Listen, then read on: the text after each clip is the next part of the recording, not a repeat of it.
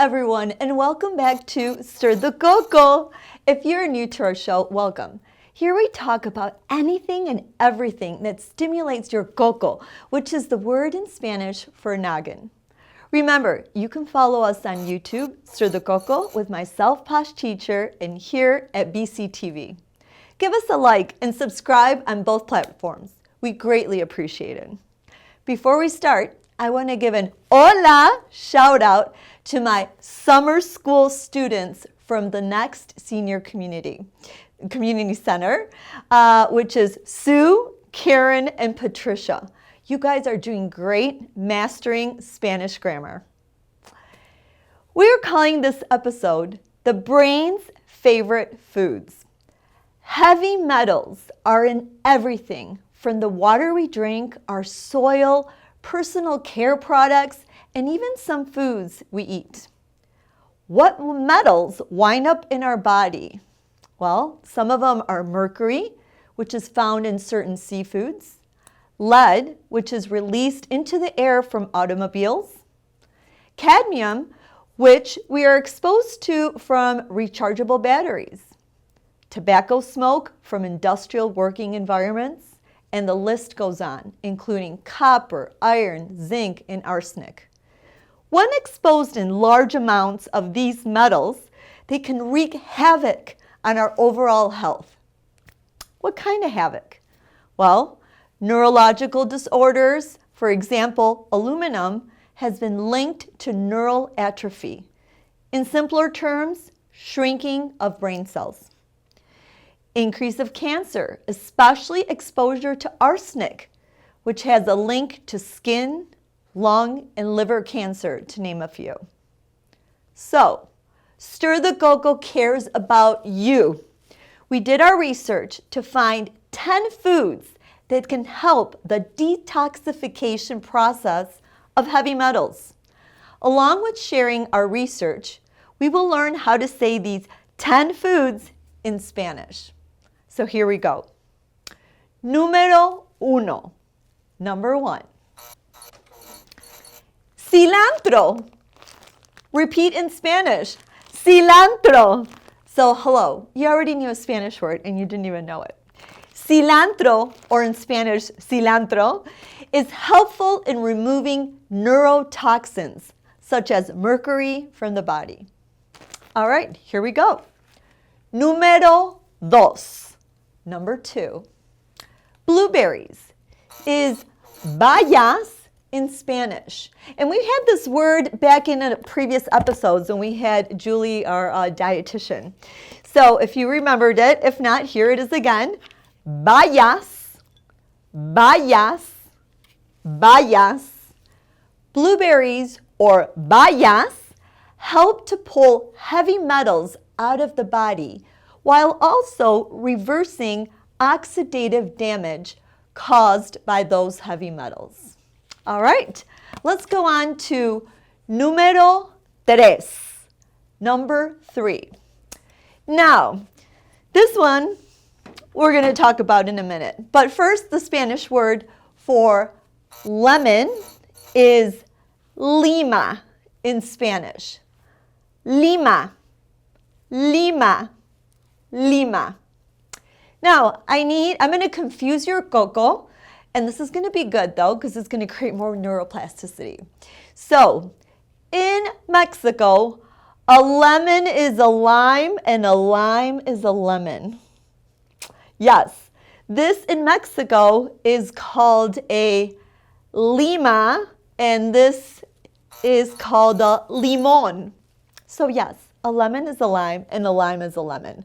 So if you're going crazy, I'm sorry, but we're here to stir your cocoa. All right, moving on. So adding fresh squeezed limon or lima to a glass of water can keep your body hydrated, which in turn can help flush toxins. Lemons are also high in vitamin C, which helps protect your cells from damage and can also help with digestion. A study found that a daily dose of vitamin C reduces the total amount of lead in their blood just after 1 month of supplementation. All right, now, número 4. Number 4. Spirulina. Spirulina. So, spirulina is very important actually for the brain. A study published in the National Library of Medicine shared that spirulina prevents memory dysfunction.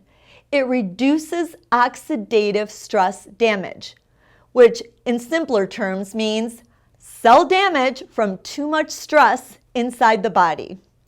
And it also increases antioxidant activity in animal studies. Spirulina also has anti-inflammatory properties that support the body detoxing heavy metals.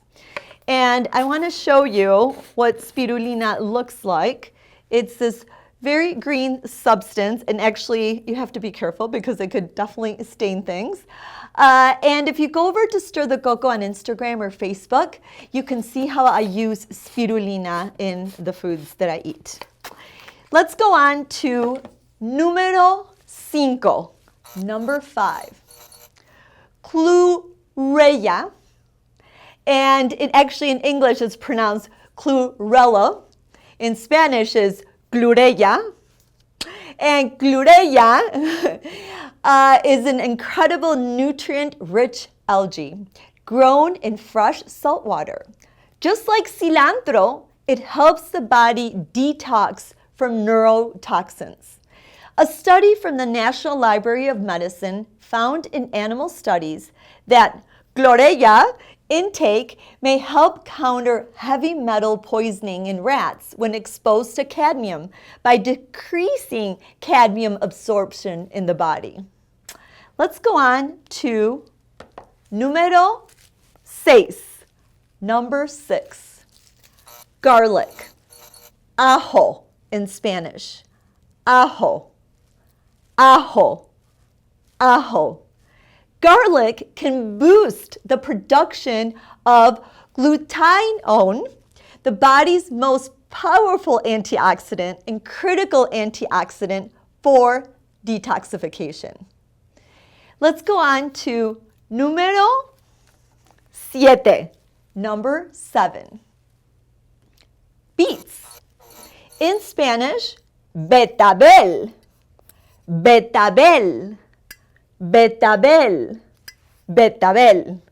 An animal study found that beets increase detoxifying enzymes such as glutathione, which, as mentioned with garlic, is important for the body's antioxidant defense. Let's go on to numero 8, number 8. Artichokes. In Spanish, las alcachofas. Las alcachofas. Las alcachofas. Artichokes, or las alcachofas, have liver protective benefits. This is important when it comes to helping the body detox from heavy metals, since one of the primary functions of the liver is to remove toxins. Good for you, alcachofas. Let's go on to numero 9, number 9. Turmeric. In Spanish, curcuma, curcuma, curcuma. Turmeric, or curcuma, helps protect the body after mercury exposure when consumed regularly. And a little tip, always add a pinch of black pepper to boost turmeric's bioavailability. And you can get turmeric also in powder form. And now, for our grand finale, numero 10, number 10. Here it is. Ginger, in Spanish, jengibre, jengibre, jengibre, jengibre. Ginger, or jengibre, is an excellent anti-inflammatory spice that can help fight off free radical damage in the body caused by heavy metal exposure. According to the National Medical Library studies, show the anti-cancer potential of ginger is well documented, including its functional ingredients, which can prevent various cancers. Besides this, it reduces muscle pain after physical activity. It improves your cardiovascular disorders, diabetes, and gastrointestinal health. So in conclusion, explore these 10 foods regularly to support your overall health and detoxification. Well, we're off to speak with our guest, Kyle Cooper, private chef.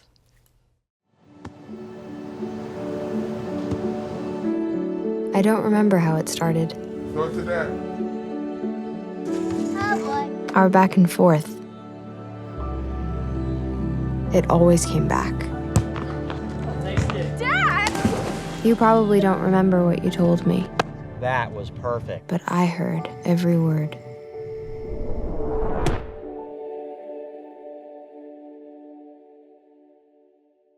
Hello, everyone, and welcome back to Stir the Coco. And I am very excited to introduce our guest, Kyle Cooper. She's a private chef. And Kyle has operated a small private chef and party service business since 1995. And one of her clients was a prominent Lake Forest family, and they handled the menus for entertaining their guests on premise because they had a recording studio. And some of the guests included David Copperfield, Kenny Loggins, and the Dixie Chicks, to name a few. And also, she helped a team of chefs prepare a cocktail event in the private residence of President Barack Obama. And in her early years, she traveled extensively, including South America and Cuba, and she cooked on a sailboat. Kyle, we are so excited to have you. Thank you. Thank Welcome you for to the inviting program. me. Well, Kyle, first of all, can you share your journey of what led you to become a private chef? Sure. I just love food, number one. My grandma was a very avid baker. And I'm from the Chicago area, but actually my parents grew up in Michigan. Oh. Grand Rapids. My grandma was from Lamont, Michigan. And we used to go up and visit all the time. So she used to bake with us. I was the youngest of 3 kids. And I decided not to go to college after high school. I wanted to do some traveling and things like that. And then I was working in law firms and doing any kind of secretarial work. And then I would do cooking and party service and things like that on the side for extra money. You know, being younger, going out, you want to have money, and stuff like that. So that's what I did. And then I decided to go to chef school, and that's what took me here today. When I graduated chef school, I would do the part-time program at Kendall College in Evanston. Now I believe they're downtown in Chicago. I did the part-time program, and then I worked during the day. And after I started getting more and more clients, then I just let my day job go and just continued on at nighttime. I like to work in the private setting because it's more diversity for me. You see different people all the time when you're cooking, and just getting to know families, and the schedules are different. And I like that lifestyle better than working in a hotel or restaurant. That's great. And so when you started working with families, do they set out what their nutrition, what their health requests are? Usually you do a meet and greet where you go down and sit with the family, and they'll either have a list or you take down notes of what they like and they don't like, what their kids like to eat, what they don't like, what they want to achieve with their diet. And then you kind of do trial and error. You keep doing menus. They can take a look at the menus and see if they like them or not, and then go from there.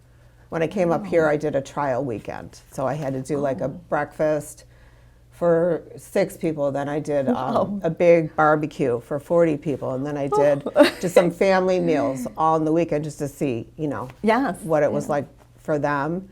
And then consequently I got hired. So that's good. So that's kind of my story a little bit. That's an exciting story. And actually, you've mentioned that holistic nutrition that you're most of my clients are all on a journey of health and wellness. Okay. So you see that more now? pretty much. everywhere you go. Everybody's on some kind of diet or some kind of wellness journey. So I also, during my years before I took on like permanent clients, I was working with a nutritionist in the Northbrook area, and I was doing recipe testing for her. She was writing a book. Oh. So I did nutritional recipe testing for her, and then she would ask me to work clients that like had renal failure or had dietary restrictions, gluten-free, which wasn't very prominent in that era. I mean, it wasn't talked about it too much because I think the insurance companies didn't want you to have a gluten issue. Yeah. There's a lot of health Suffering. issues. You know what I mean? Yes. A lot of health issues. So we used to like grind and blend our own flours and things like that instead of using things that are packaged now. Wow. So I learned a lot. I learned a lot in that journey. And actually, in that journey, so, we have people that have many challenges on how to get nutrition into their food. Can you talk to us about ingredients that people can add to their foods to get that nutrition? Sure. Because I brought especially a few- older folks few little props. Oh, we love And props then here at Stir the Coco. And as you can see, we love Kyle. All right, Kyle. And I'm also tell us. taking a functional nutrition class, so on functional nutrition and health. So I'm What does studying that about mean? What is functional nutrition? functional nutrition is like the physiology of your body and food. Food is your medicine, so learning what your body can tolerate, because everybody's different, Yes, and absolutely. trying to find the balance of the nutrition that you're going to be eating. So it's just learning about all that, which is interesting. I'm on 2 months into it, so Yay, I'm getting Kyle. there. I'm getting there. Yay. All right. Today, Kyle, tell us. I brought salmon, Okay. a pesto, sweet potatoes, and kale. And I know everybody, that's a lacinato kale. I know everybody's like, ew, kale. Yeah. Tell us. I like kale, but You can rub it with olive oil, and that's the way it is there, and just, it's raw with a little salt, or you can steam it to make it taste better. The lacinato for me is a little bit more tender. Okay. So that, and with the salmon, Yes. it maintains your healthy bones and joints. It has a lot of omega fats and things good like that. for It's the heart brain. healthy, lowers your blood pressure, lowers your cholesterol, prevents blood clots. If you eat it 2 times per week, any kind of fish, but a fatty fish is good. Okay. It also helps you alleviate muscle loss as you get older. If you eat 20 grams of protein in each meal, it helps maintain muscles as we age. That's so really important. Reduces inflammation, like arthritis, inflammation from cancer, dementia, diabetes. It helps with mental health and depression, all the omega-3s. Yeah, omega-3. Some weight loss and heart disease and stroke also. So it's a powerhouse right here. Exactly. The sweet potatoes, Yes. they improve gut health. Are these from your garden or no? No, not yet. Okay, They wouldn't not be ready yet, Yeah, but they're- yes. Okay. We did grow them last year. They were funny shaped though. Oh. They were, but they still tasted Well, good. hey, it's good to be unique. So the potatoes, they help with gut health. They maintain your blood pressure because it's low glycemic, supports low weight glycemic. loss, boosts your immunity, manages your stress levels sometimes, and supports the immune system. And it also has antimicrobial properties in there. So I thought that was a good thing. That's a great one for you to show us. And then the Yes. kale. And how did you prepare this? I always keep my food pretty simple, but with some flavor. So Okay. the salmon I seared in a pan, so it got some color on the top with just minimal seasoning. You can use like Mrs. Dash or salt and pepper, whatever you want. Okay. A spray of pan spray or a little bit of olive oil just for color, and then I pop it in the oven. The sweet potatoes, I just chopped into little dice. Okay. And I drizzled with olive oil, salt, and pepper, and that's about it. Because I like the flavor of the food to come out. Yes. If you like your sweet potatoes a little sweeter, you can drizzle them with a little orange juice or pineapple juice, and when you put them in the oven, and it gives them a little bit sweeter flavor. Okay. And honey's good for your health as well. So Yes, that's good to exactly. know. Okay. Exactly. So then we have this other dish over here. Kyle, tell us. Oh, this looks so yummy. That is, I know my parents grew up in an era where they loved Waldorf salad. Yes. So I did like a take on the Waldorf salad. I Okay. put it on a bed of arugula, which any dark green, leafy green is really good for you. Okay. It's full of nutrients, and bitter greens are really, really good for you with antioxidants. And we forget about those, like to eat our greens. I think don't know. so. Okay. Apples, it's traditional. Apples, celery, Michigan cherries, grapes, and I was going to put some nectarines in it, but nature was not kind to me. They didn't taste like anything, so I said, no, we're not doing it. Okay. Yeah. It didn't ripen properly, so that's okay. Okay. So I tossed them instead of mayonnaise. I tossed them in a coconut yogurt. It's called Cocoa June, but you can use any kind of yogurt. Okay. A little bit of olive oil to thicken it. Okay. Some pineapple juice, salt, honey, and a little bit of cinnamon.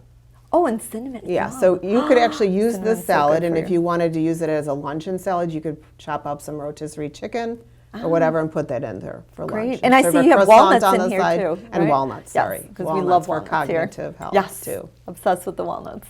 This is beautiful. Well, so these are some dishes that people can, try. Do you have, from all your clients, is there comfort food that your older folks always request, or it's been kind of a unique thing that you always got? Not really. I mean, most No? people want to do just keep to the healthy stuff. I mean, Okay. but I think a lot of people still go back to mac and cheese, and they always want you to be healthy with mac and cheese. And can you make mac and cheese healthy, Kyle? Tell us. Is there a way around that? I mean, you can lighten it up. You can Okay. use like different non-dairy milks, but make sure they're not sweetened because then it makes it too sweet. Probably different types of cheese. You could use lighter cheese in there, but I think if you're going to eat it, you might as well just enjoy it. Dissolve To the be cream. honest with you. Actually, You can add bacon, which makes it taste good. You can stir kale in there if you wanted to, or broccoli if you want to be healthy. Actually, I have a question with the cheeses. Are international cheeses like from Holland or I don't know, Swiss, are from those regions? Are those like healthier? Do they use more authentic ingredients? No. I've heard cheeses from Holland are supposed to be. Well, Holland healthy. cheeses are good. I mean, it just depends. I mean, you're going with probably an old world cheesemaker, so they have lots of experience. Oh, okay. So they probably that's tries to kinda keep what- their cheese as natural and basic as possible. They probably, take fillers the and- grass-fed cow milk and that kind of stuff. No, they wouldn't use fillers, I wouldn't think. Okay, Yeah. that's good to know. Wisconsin's pretty good with their cheese too, because they've got a lot of dairy there. Ah, okay. I know. That's good to know. Kyle, tell us about these. So we, want to know what ingredients can someone add to their food to make it a little bit healthier for the brain, for their joints, for inflammation. And I know that's what you brought here. So can you tell us about these ingredients we have here today? Well, I brought the finishing salt, which is that's a red salt from Hawaii, and you can just use it if you put it in a grinder. It's better because it's too thick to put on food. But Okay. it just if you use it to finish your dish, it adds minerals to your diet. Wow. And a lot of people are mineral deficient, so just a little Absolutely. bit. And if you want to add a little salt, the minerals are absorbed in your body more than if you use like a regular table salt. So it's better for you. And I Okay. brought zucchini brownies, Yes, which are up on I'm the hiding top. them over here. Did you notice? I'm gonna eat them all. I'm not going to share. No. And those are made with It smells so good. the coconut sugar. Oh, So the coconut vanilla. sugar is easier. It's a lower glycemic index on that, so it's processed slower in your body, which doesn't give you the up and down of the insulin. So It it's makes you okay. fall asleep after. Yeah. Correct. And the einkorn wheat. Oh, which I is- saw that the other day, and I was This curious. is also easier to digest. People that are gluten sensitive, now it Yeah. depends on the person, so not everybody, if you're celiac, it's not good for you. Okay. Gluten sensitive people can eat this flour because it's got low gluten in it. Okay. It's just more naturally processed. I love that. And then you have The cherries, cherries. those are good for inflammation. Oh. And those I put in here, they're in Michigan. And they're you know. organic. Oh, and they're Michigan. Oh, we love to support Michigan. From your table, look at that. Yeah. I love You go that. up to Traverse City and you'll get a lot of those. Oh my gosh. They Oh, they're this is great. beautiful. And I have then to remember the that. nutritional yeast I just put Oh, I in love here nutritional because yeast. it's great to put on popcorn. And also, if you don't like your kale, you can sprinkle a little nutritional yeast on it because it's a little cheesy. Oh my gosh. So it adds a little love that creaminess. option. If you're steaming the kale, you can add that just before you take it out of the pan and stir it, and it gets a little bit creamy. So it's a little bit different texture. I love the and then hydration is always important, and coconut water is the best way to get your electrolytes because that's really a great way to stay hydrated. And I also would say, just on the mental health realm, Yes. eat with people, enjoy, invite a neighbor, eat with somebody, because I think you're happier when you're around people and you're more stimulated. I love that. Like, look at your environment, see what you have, buy local if you can, go to the farmer's market if you can. And it's an experience, even just going to I love going to farmers market. It's fun. Interacting with the vendors and how proud they are of their products. I don't know. It's a whole experience. Right, and it's all, they can tell you where it's grown. Yes. It's grown. Oh, I love that. Well, Kyle, I am so excited, and I can't wait to sit and eat with you here. I don't know if I'm going to share a lot, but I really and actually, before you go, I have a fruit here, which apples are good for your health, right? And we call this la manzana, which I know you know it's in Spanish. And in here, we always have a fun question because we like to have our guests leave with a little Spanish under their belt. So I'm going to ask you a question here. And what is the most bizarre meal you ever prepared for a client? Well, I can We're tell ready. you, I don't have a bizarre food that I've ever cooked. I've never cooked tarantulas. I've never cooked anything like that. I do have some bizarre clients, though. But Oh, okay. I'm not going to say that. Don't mention names and start talking. No.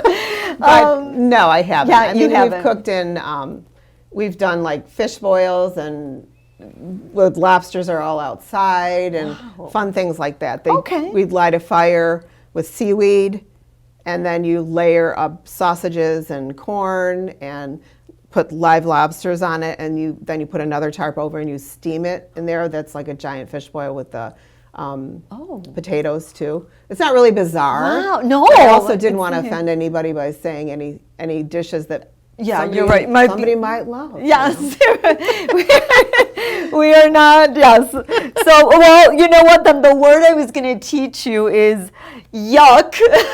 But you know what? Sometimes, if we overcook something, we could just say the word yuck. But it's kind of fun. So here you go. Here's the word yuck in Spanish. Guacala. Guacala. Yeah, so maybe we'll find a scenario where we can say guacala. But obviously here, there's no guacala.